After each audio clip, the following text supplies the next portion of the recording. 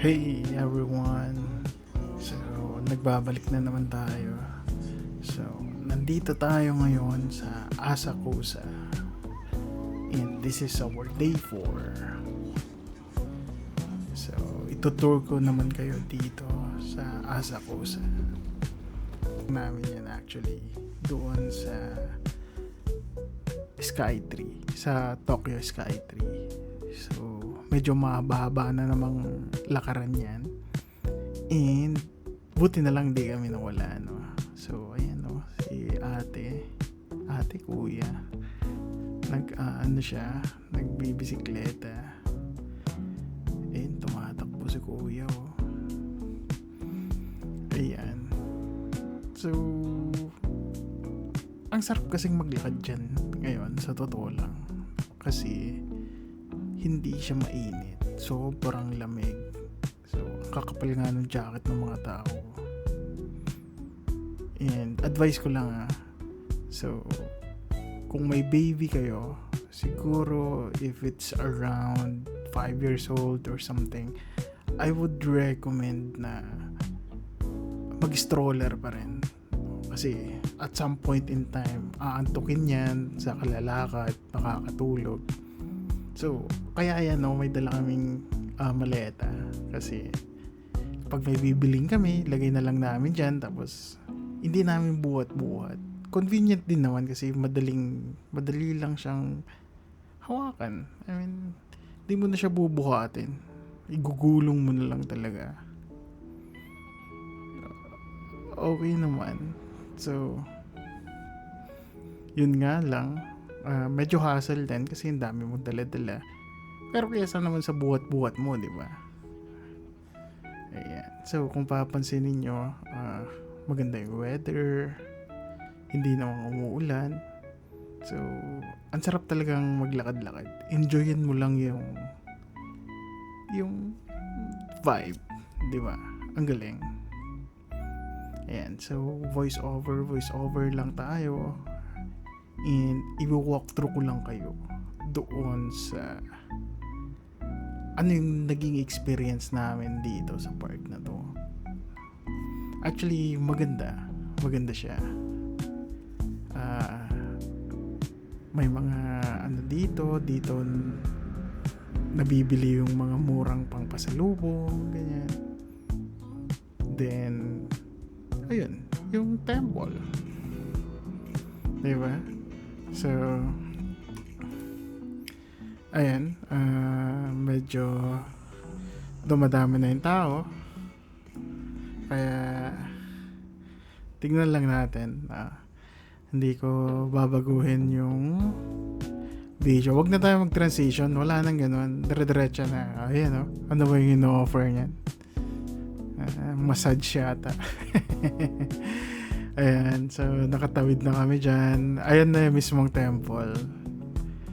So, kung papansin niyo, yung mga yan is nag-o-offer yan nung alam mo yun, yung parang karitela, yung inihila ng kabayo dito sa atin. Pero dun sa Japan, yung mismong tao.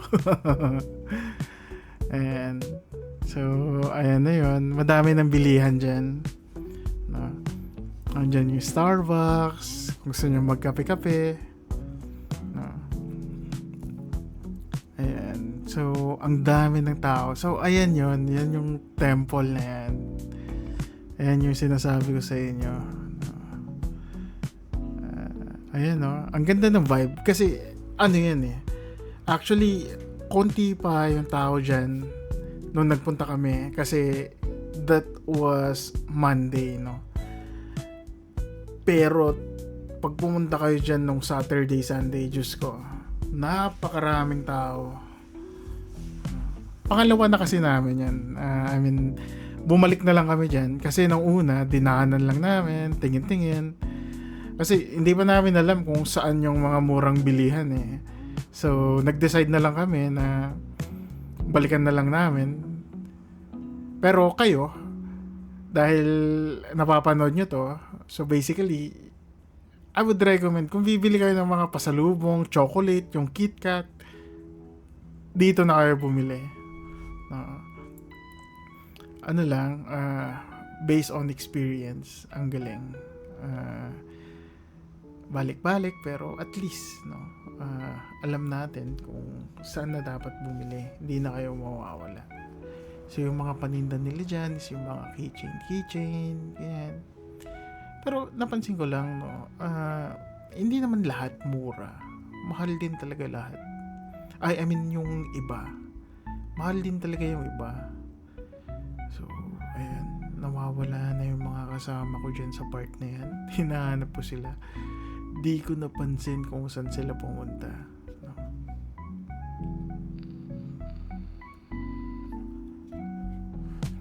Ayun, no, may mga naka kimono ba yung tawag dyan? Ayan. Ayan, dahil, ayun, no, mga naka-kimono pa sila. Pero Japanese naman.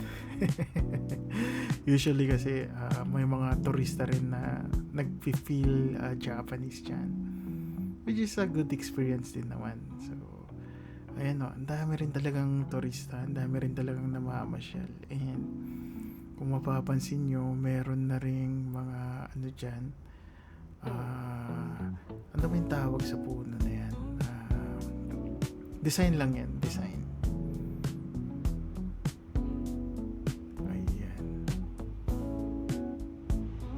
Yung ibang shops maaga rin nagsasara. So I would recommend na siguro magandang pumunta dyan yung mga around mga alas 2, alas 3, ganyan. Kasi if nagpunta kayo dito, you might be spending your time for approximately mga 2 to 3 hours dito. So kung nagpunta kayo dito ng alas 6, madami nang nagsasarang mga shops actually. So ewan ko ba, dito napansin ko lang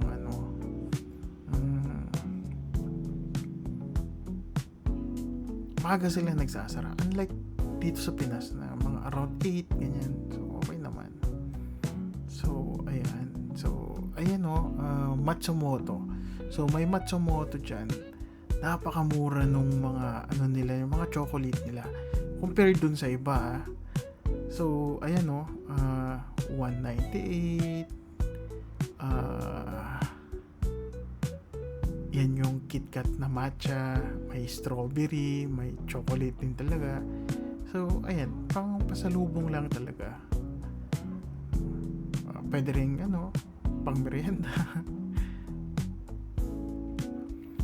Ayan. Yun nga lang, kapag may kasama kayong mga bata, talaga, ay handa nyo yung wallet nyo kasi for sure, may mga makikita yan dyan. And, ayan. So, ang ganda nung dyan, ang ganda nung vibes. Parang very lively yung mga So, yan lang talaga yung bibili namin dyan. Bibili lang kami ng mga pangpasalubong kasi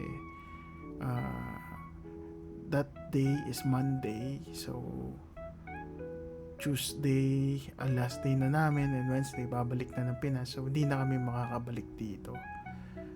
Ayan. So, ayan, puro may mga pagkain dyan. Ayan yung trip ko, grabe. Napakaganda ng mga kutsilyo dyan. Kung mahilig ka sa kutsilyo, dyan kayo pumunta. So, meron din dyan. Ayun tignan nyo yun, may 331, dun sa kabila, 179 lang. So, kaya, piliin yung mabuti kung saan kayo bibili. Ayan, so, mga gold, may mga parang wagwagan din dyan, pero hindi siya wagwag, medyo rin siya, pricey, lalo na yung mga jacket na yan, akala mo lang mura pero nasa 4.9. In terms of quality, okay rin naman, kaya lang may GU naman, may Uniqlo naman, pwedeng doon ka na lang. So ayan, medyo mga authentic restaurant din yung mga yan. Ang ganda nung dyan, ang ganda nung vibes. Ayan yung sushi. Alam niyo yung umiikot, yung umiikot na sushi dyan. Must try siguro yan pag nagpunta kayo ng Japan. Pero checking at the price per peraso yan, hindi naman kasi ako mahilig sa mga ganyang pagkain, kaya pass muna sa dyan. Pass muna. Yan, so diretso lang tayo. Ayan, So, tour lang. Tignan nyo lang yung mga ano dyan. Yan na naman, bilihan na naman ng kutsilyo. Tatakot kasi ako pag bumili ako, baka hindi ko madala sa airport. Ay, sa aeroplano. Masayang lang. Kaya, ayun. Though sabi naman nila, pwede daw i-check-in. Pero, mahirap na. Yung worth ng kutsilyo dyan na sa ranging around mga 5,000, 6,000. Pero, quality rin naman talaga. Kahit hindi ka chef, magmumukha kang chef. Ayan.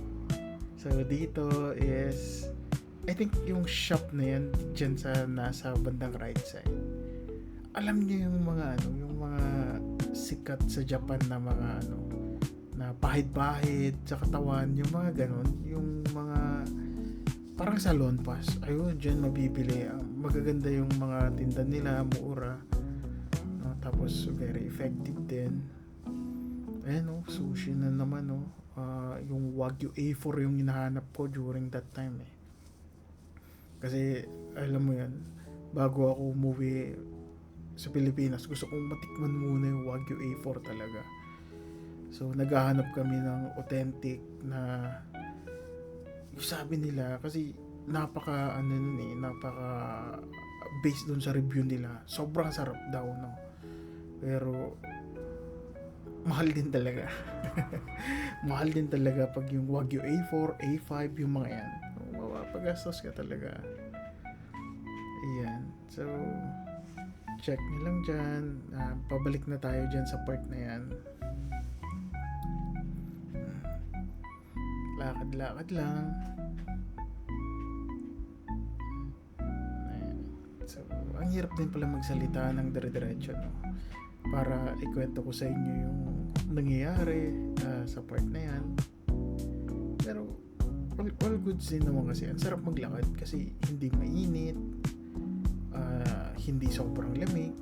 Alam mo yung parang Baguio feels, mas malamig nga lang ng konti sa Baguio kasi ang kakapal ng jacket nila ewan ko kung sanay na silang ganyan talaga, kasi during that time nung naglalakad akong kapal din ng jacket ko pero naiinitan ako. Ayan yan yung sinasabi ko, yan yung kanina. So kung gusto nyo bumili ng mga pasalubong dyan yan, nawawala na naman yung mga kasama ko at that point. Hindi ko na naman sila mahanap. So, fast forward tayo. Ayan nag-ikot-ikot pa ako. Meron ding mga dyan. Pero guys, ang observation ko dito, kunwari nag-Starbucks ka, nag-take out ka, Diyos ko, ang hirap maghanap ng basurahan. Hindi mo alam kung saan mo itatapon yung pinagkapehan mo. Hahawakan mo yun hanggang makauwi ka pag di ka nakahanap. Kasi hindi naman dito typically sa Pilipinas, di ba? Pag meron ka nakitang corner, ganyan, tapon mo na lang dyan, ganyan. Pero technically dito sa Japan, nakakahiyang magtapon kung saan, sa totoo lang. I mean, disiplinado rin talaga yung mga tao. So, nung kasi namin, first day namin dyan, bumili kami ng kape. Tapos, alam mo yun, diba? Siyempre, nagkakape ka, tapos umiinom, maglalakad. Ang sarap lang ng vibes, pakape-kape lang. Kaya lang, nung naubos na yung kape, Diyos ko, wala nang basurahan. Anak baka ka. Ang hirap, Siguro, strategy rin nila para i-keep ng mga tao yung basura nila, then mahihiya sila magtapon na kung saan-saan.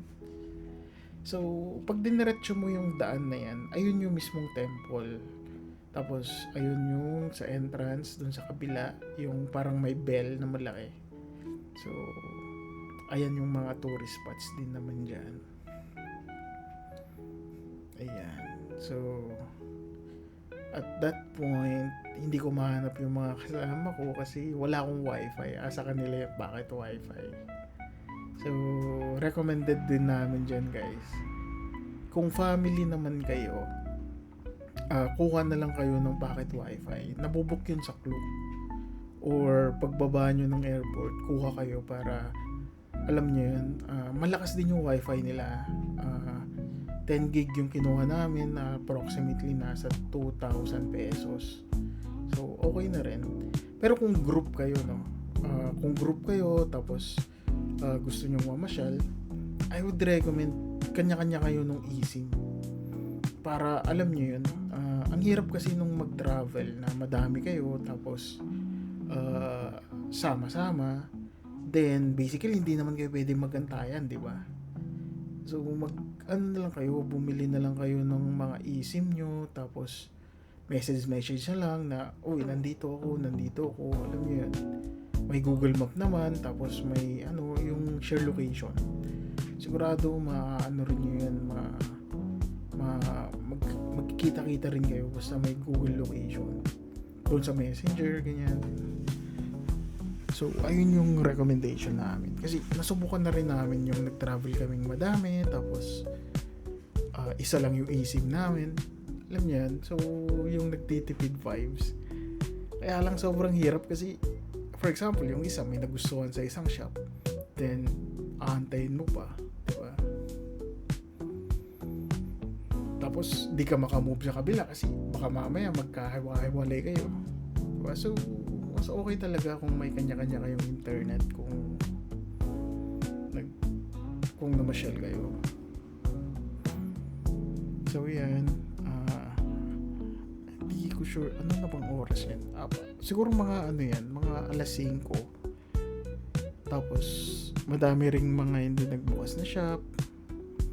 Tapos yung mga pagkain dyan, hindi namin kasi alam, hindi namin pinapansin.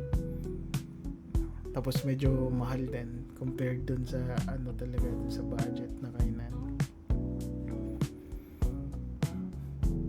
So ayan, nawawala yung mga kasama ko, hindi ko sila mahanap dyan sa part na yan. So yun nga yung sinasabi ko, wala kasi akong internet. Yung literal na camera. Uy, astig yung buhok ni kuya, oh. Tsaka ni ate, grabe, oh. Naka-braid pa yan. Yo, reggae. O yan, oh. Yung mga, yung mga Japanese na estudyante. Hindi ko lang kung estudyante, naka-uniform kasi, oh. Ang daming naka-uniform. Estudyante siguro yung mga yan. Tapos halo-halo na yung mga tao, di mo alam kung Japanese o Chinese, alam niyo yan. Pero napansin ko lang, no, dito sa part na to, dito rin nagkikita-kita yung mga Pilipino. So usually dito rin sila nagpupunta kasi nga tourist spots, ganyan. Pero hindi ganun kadami compared dun sa mga ibang bansa na napuntahan namin. Kunwari sa Singapore. Ayan.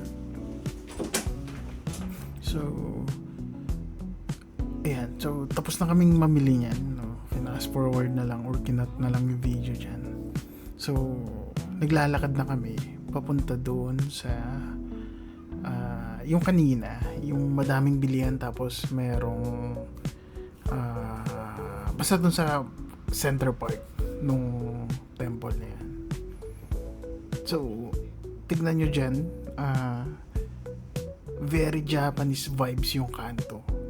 Kumbaga, ang linis, tapos alam mo yun, walang tambay. Feel na, alam mo yun, safe na safe kang naglalakad, parang gano'n.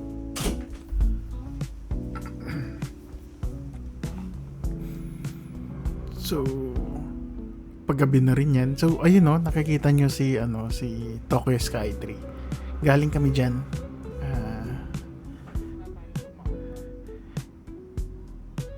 Makikita nyo yung whole view ng Tokyo dyan. Maganda rin, no? In terms of price, nasa siguro 1,000 isang tao. Estimate lang naman. Ayan, no? So paggabi na. So ayan pala yun yung kanina. Sabi ko, anong puno yan? Cherry blossom. Anak ba? Cherry blossom. Mga design lang naman yan. Tapos kung papansinin nyo dyan, nagsasara na sila. around mga alas 6 pa lang yan eh. So, believe din ako sa kanila kasi hanggang alas 6 lang yata talaga yung ano nila. Pag sinabing alas 6 na talaga. Magsasara na sila yan. So, next spot namin is pauwi na kami yan. Sakay na kami ng MRT. So, tignan nyo, di ba? Nakabili na kami ng pasalubong pero walang dala. Nasa maleta kasi. So, ginugulong lang. Then, walang buhat-buhat. Relax lang, di ba? Chill lang. Alright guys, so I think that ends the video. Hanggang dito na lang. Thank you so much for watching. So kung hindi ka pa nakasubscribe, just click on the subscribe button right there, and you know, meron pang mga video na kasunod for our Japan travels. Thank you so much guys. Thank you. Have a good day. Bye bye.